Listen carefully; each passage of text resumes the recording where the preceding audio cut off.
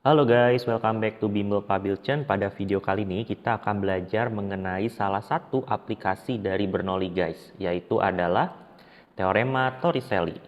Teorema Torricelli ini adalah analisis tentang kebocoran pada sebuah tangki yang berisi fluida, contohnya air.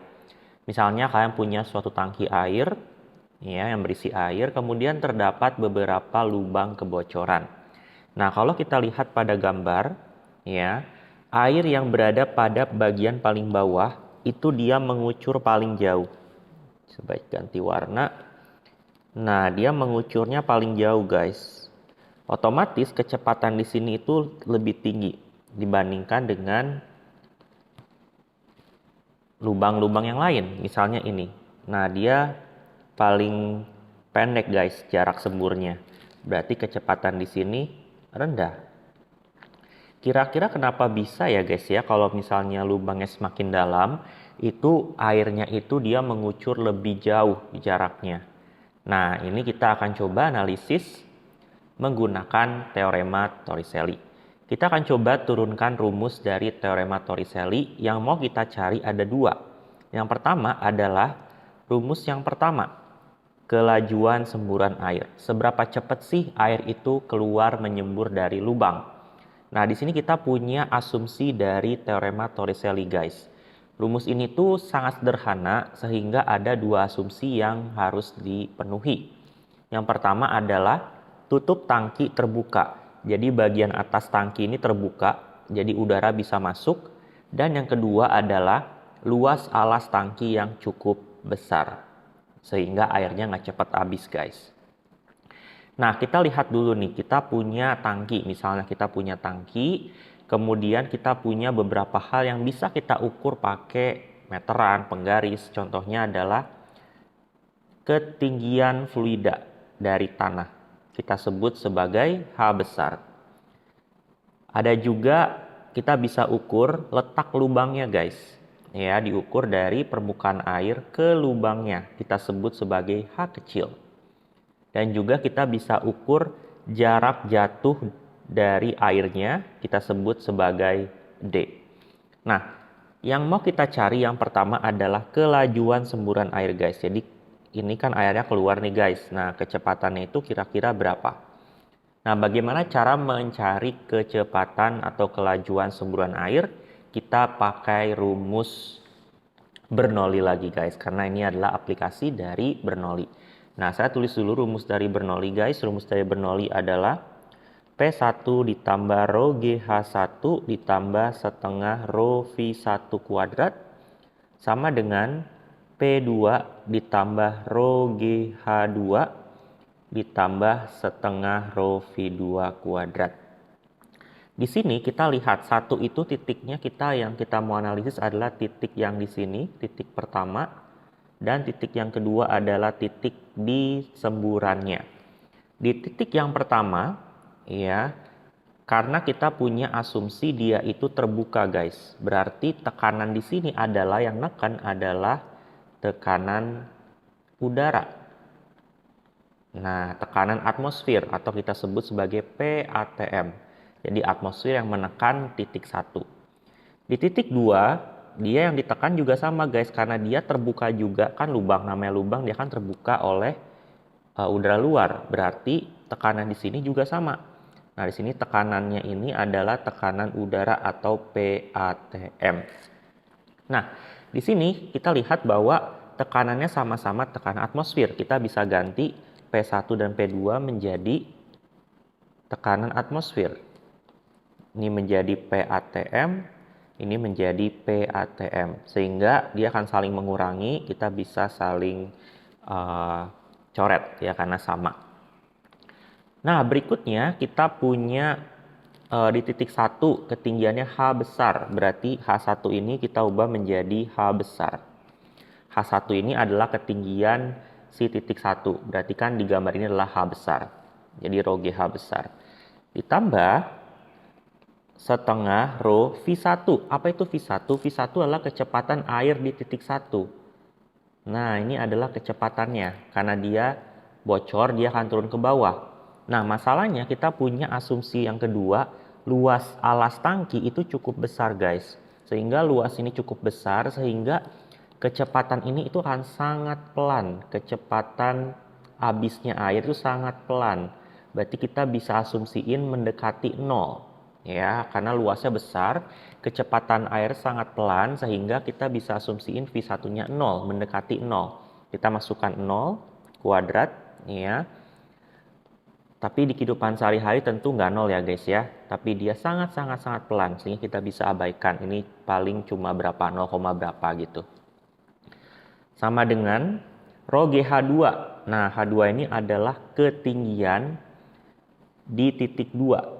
Nah, ketinggian ini guys. Ya, ketinggian ini itu adalah misalnya kita sebut sebagai H2 lah ya. Berarti kita tuliskan ini menjadi rho GH2 ditambah setengah rho V2 adalah kecepatan di titik 2. Itulah yang kita cari. Berarti V2 kuadrat adalah yang kita cari.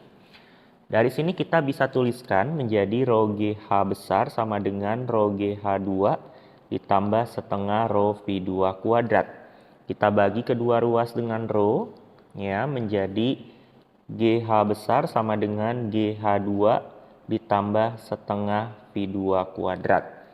Kita pindahkan menjadi GH besar kurang GH2 sama dengan setengah V2 kuadrat. Berarti V2 kuadrat sama dengan 2 kali GH kurang GH2. Kita kalikan kedua ruas dengan 2. Berarti kita bisa faktorkan ya menjadi 2G dalam kurung H besar kurang H2. Berarti V2 sama dengan akar dari 2G H besar kurang H2. Dan sebenarnya kalau kamu lihat H2 itu ini, H besar lah ini, berarti H kurang H2 menjadi H, ya kan? H segini, H2 segini, berarti H kecil dari sini sampai sini dikurangin. Ini tambah ini sama dengan ini. Berarti ini kurang ini sama dengan ini.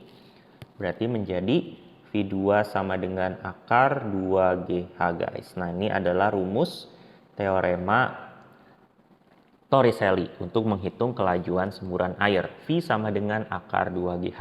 Sederhana, tapi kita harus tahu V itu adalah kelajuan semburan air dalam satuan meter per second, G adalah percepatan gravitasi, dan H kecil itu adalah jarak dari permukaan air ke lubang airnya dalam satuan meter guys. Nah, yang bisa kita hitung yang kedua adalah jarak jatuh air. Nah, rumus ini yang akan saya turunkan itu hanya berlaku jika kecepatan semburan air itu horizontal. Seperti pada gambar. Nah, ini adalah kecepatan semburnya horizontal. Nah, kalau kalian perhatikan di sini, kecepatan semburannya horizontal dan dia itu bergerak turun ke bawah. Nah, ini tuh gerakannya disebut sebagai gerak parabola. Ini yang kita mau cari. Ini adalah kecepatannya V, ini adalah D. Ini adalah gerak parabola guys. Berarti kita harus pakai rumus parabola. Pada rumus gerak parabola itu ada dua sumbu. Yang pertama adalah sumbu X, yang berlaku adalah GLB. Kita bisa menggunakan rumus GLB untuk menghitung jarak horizontalnya. Yaitu adalah jarak D sama dengan kecepatan di sumbu X, Vx, dikali waktu, time. Nah, Vx adalah kecepatan semburan dari si airnya karena dia bergerak mendatar. Berarti itu adalah si Vx. Berarti ini adalah V yang tadi, akar 2GH. Akar 2GH dikali T. Nah, masalahnya kita nggak tahu T-nya guys. Berarti kita harus analisis pakai rumus dari sumbu Y, yaitu adalah GLBB. Nah, kalau kalian masih ingat rumus GLBB, ya, kita sudah kasih nama, ini adalah H2, itu adalah ketinggian si 2-nya ini, H2. Berarti kita bisa pakai rumus GLBB, rumusnya adalah H sama dengan V0 Y kali T ditambah setengah GT kuadrat guys. H-nya adalah H2, ketinggian dari si semburan air, ini jadi H2. V0 Y itu adalah kecepatan awal di sumbu Y. Padahal kita tahu bahwa airnya itu awalnya ngalirnya itu mendatar, nggak ada ke atas, nggak ada ke bawah, berarti fenol Y-nya 0. Berarti kita coret menjadi H2 sama dengan setengah GT kuadrat.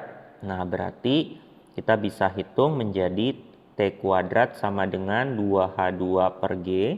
Berarti T sama dengan akar 2H2 per G. Nah, berarti tinggal kita kalikan aja guys di sini substitusi T-nya menjadi D sama dengan akar 2GH. T-nya menjadi akar 2H2 per G. Nah, G-nya coret, sisanya D sama dengan dikalikan menjadi akar 4H kali H2. Akar 4 menjadi 2, ya, kita keluarkan 2-nya menjadi 2 akar 2H. H2 ya biasa diganti menjadi H besar kurang H kecil lagi. Berarti rumusnya akan menjadi seperti ini. Nah, ini udah dikeluarin, sorry. Sehingga menjadi 2 akar H kali H besar kurang H kecil. Rumus ini hanya berlaku untuk kecepatan semburan air horizontal dan kita bisa hitung menggunakan rumus ini, guys. Nah, di sini kita lihat D itu adalah jarak jatuh horizontal, H kecil. Kalian harus bedakan H kecil dan H besar, guys. H kecil ini jarak permukaan air ke lubangnya. H besar adalah ketinggian airnya. Nah, ini yang perlu kalian perhatikan. Kita coba lihat contoh soalnya. Pada contoh soal di sini kita punya tangki suplai air. Ya, kita coba highlight tangki suplai air. Memiliki tutup yang diberi lubang agar udara dapat memasuki tangki bagian atas. Jadi bisa kita bilang tangki bagian atasnya itu terbuka, guys. Jadi diberi lubang, terbuka. Berarti kita bisa pakai rumus Torricelli. Dasar tangki berada pada 5 meter di bawah permukaan air. Kita coba gambarkan dulu. Kita punya tangki air. Nah, dasar tangki itu 5 meter di bawah permukaan air. Berarti kira-kira ini ya, guys ya. 5 meter. Nah, ini adalah H besar. H besar itu ketinggian airnya dari permukaan ke tanah.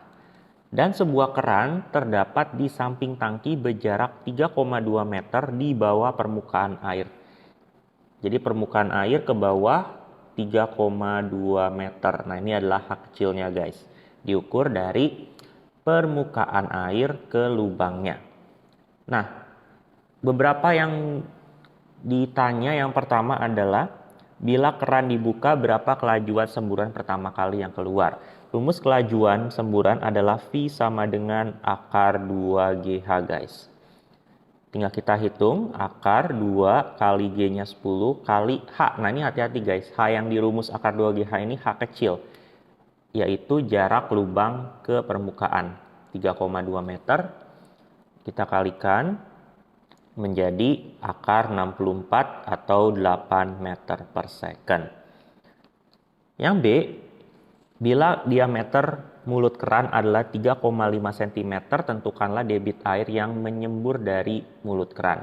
Nah, kalau kalian masih ingat rumus debit di video sebelumnya, ya. Q sama dengan A kali V. A-nya itu adalah kita asumsiin lubangnya itu kan diameter nih, berarti kan lingkaran. Berarti PR kuadrat dikali V. Nah, Pi-nya 3,14, R-nya itu setengah dari diameter. Berarti setengah dari 3,5 adalah 1,75. Kita kuadratin dikali V-nya adalah 8. Nah, kalian hitung nanti jawabannya adalah 76,93. Satuan debit meter pangkat 3 per second. Nah, yang terakhir C adalah jarak mendatar, guys. Jarak mendatar atau D kita bisa ukur jarak jatuh airnya nih, ya. D-nya di sini. Tinggal pakai rumus 2 akar H kecil kali H besar kurang H kecil. 2 kali akar H kecil adalah 3,2 dikali H besarnya 5, H kecilnya adalah 3,2. Nah, ini menjadi akar 3,2 kali 1,8 menjadi 2 akar 5,76 dan akar 5,76 adalah 2,4, berarti hasilnya adalah 4,8 meter. Ini adalah penyelesaian soal Torricelli. Semoga manfaat dan jangan lupa untuk like, comment, dan subscribe untuk dapat info update untuk materi terbaru. Thank you, guys.